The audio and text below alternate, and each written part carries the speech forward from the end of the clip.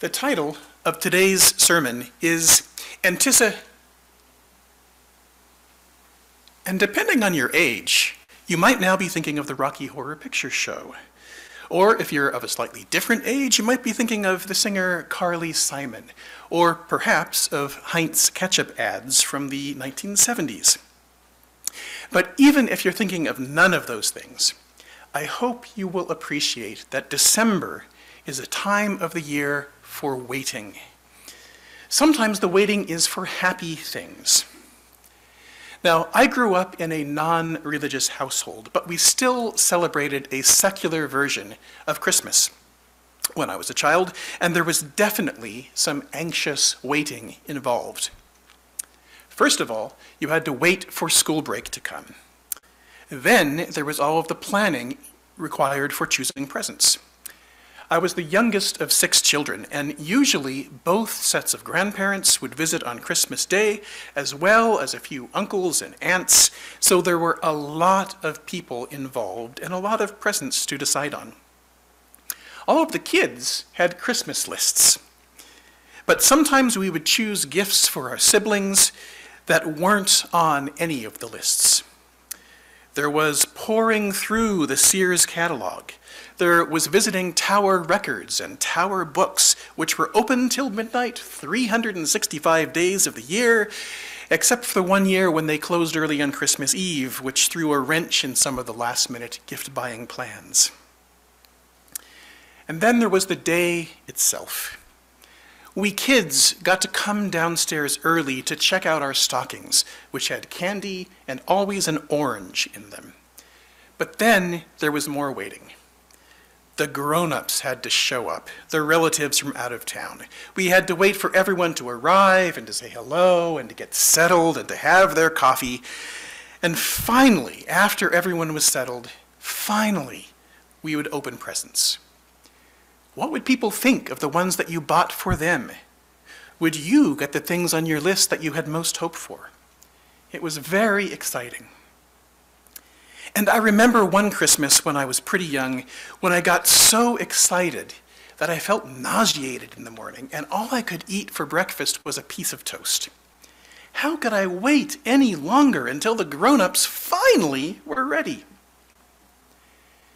Now, as a child, Christmas was a part of the cycle of the year.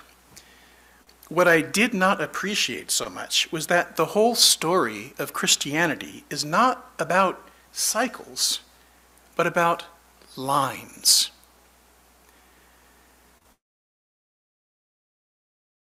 Church and many Christian worldviews today emphasize what's called eschatology.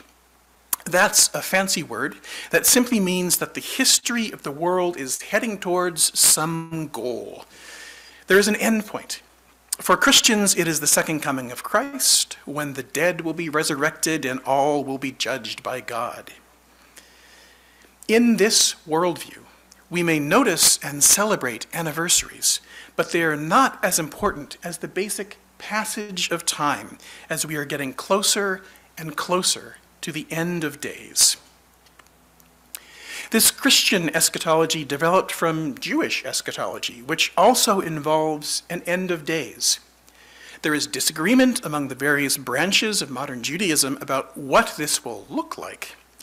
For Orthodox Jews, for instance, there is a belief that there will be a human Messiah, while Reform Jews are more likely to believe in a general messianic era that may not involve a specific human spiritual leader.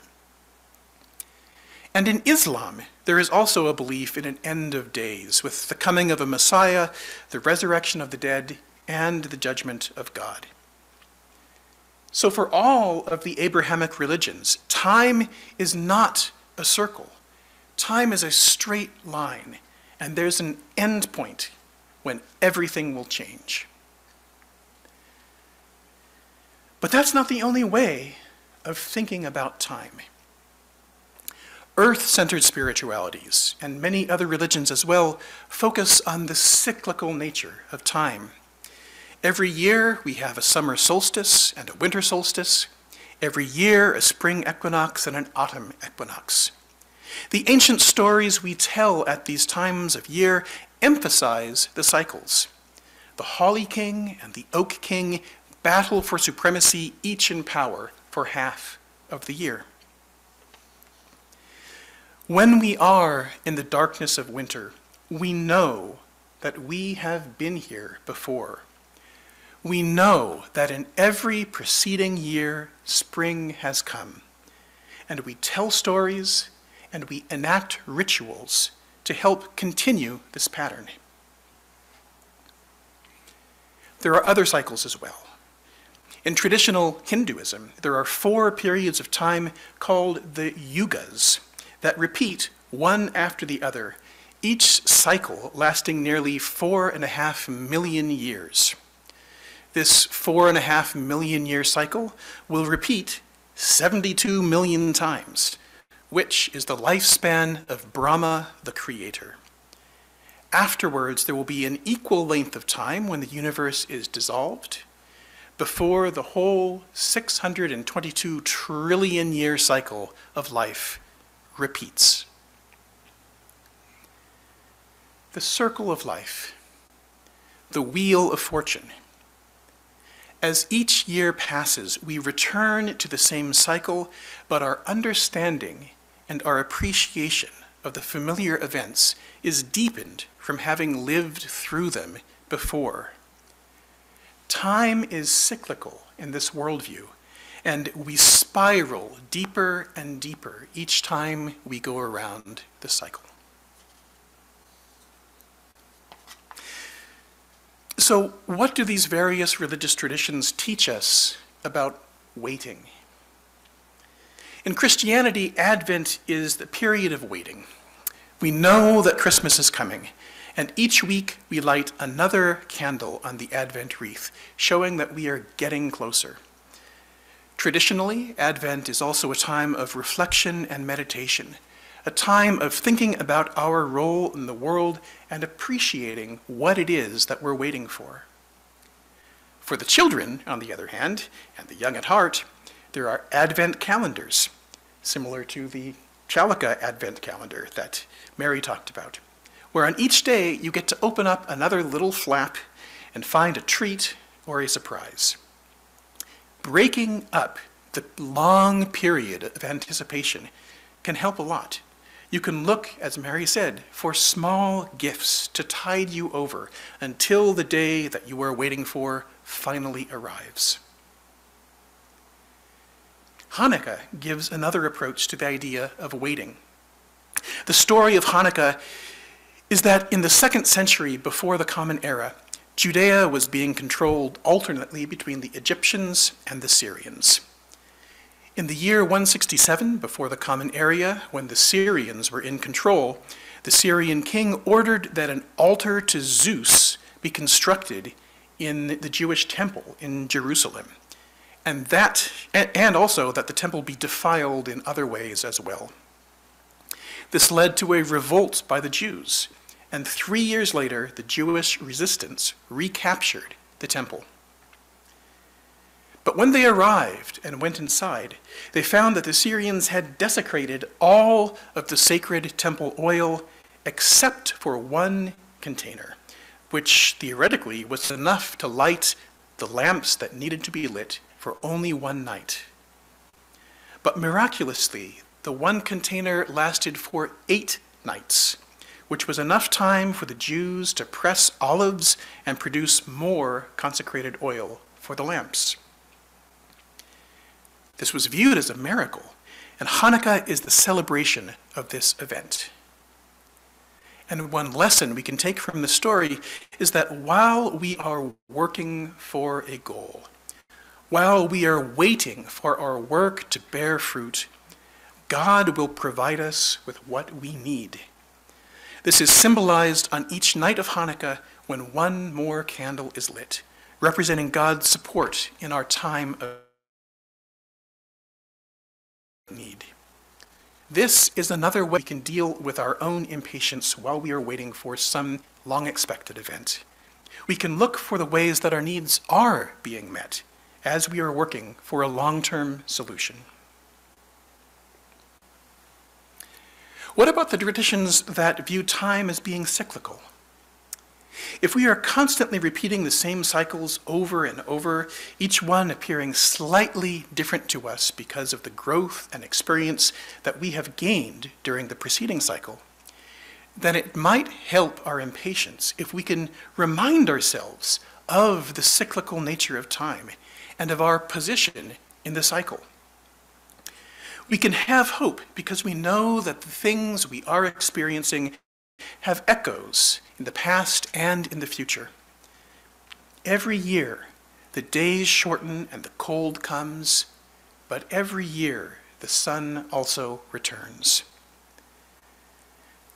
The lesson from these traditions is that we can temper our impatience by looking for signs of the cycles that we are in.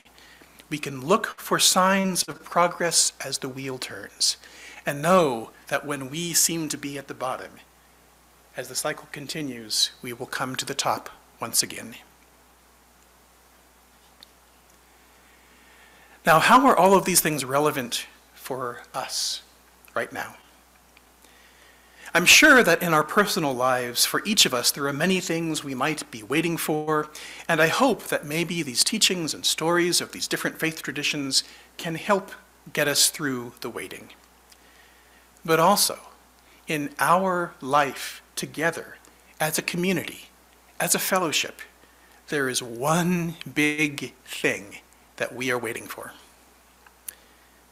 When can we get back together and have services in person?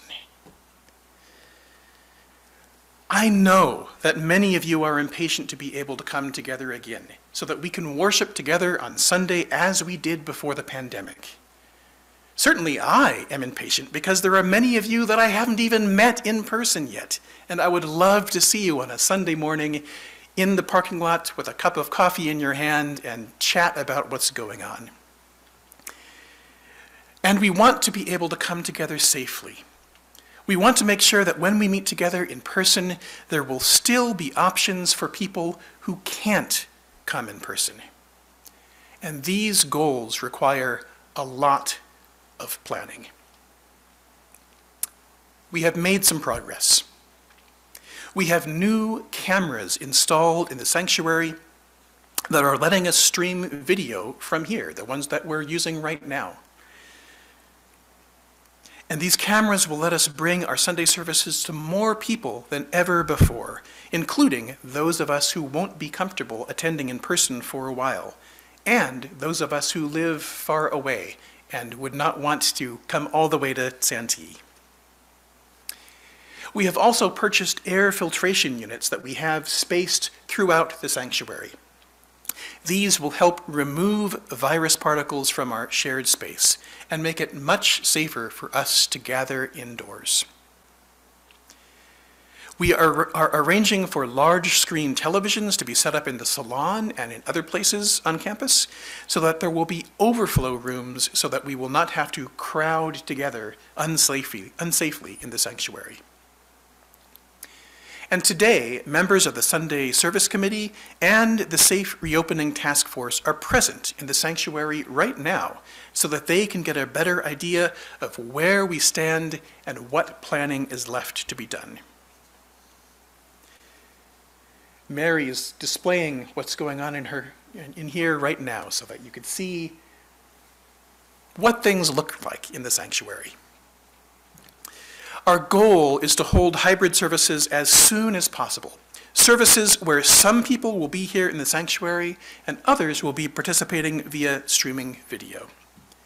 And soon we will present an easy to understand guide that will let you know what conditions have to be satisfied before we can do this. We will also have clear guidelines that will let you know what COVID mitigation strategies we will be using depending on the case rate in San Diego County and in Santee in particular.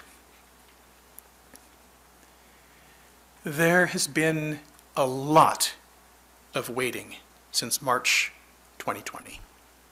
So many events have been postponed, so many plans have been changed.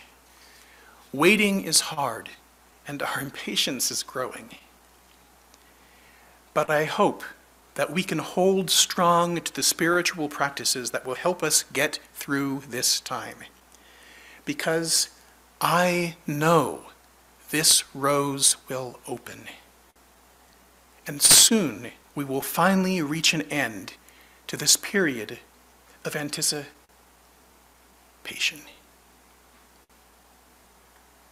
May it be so.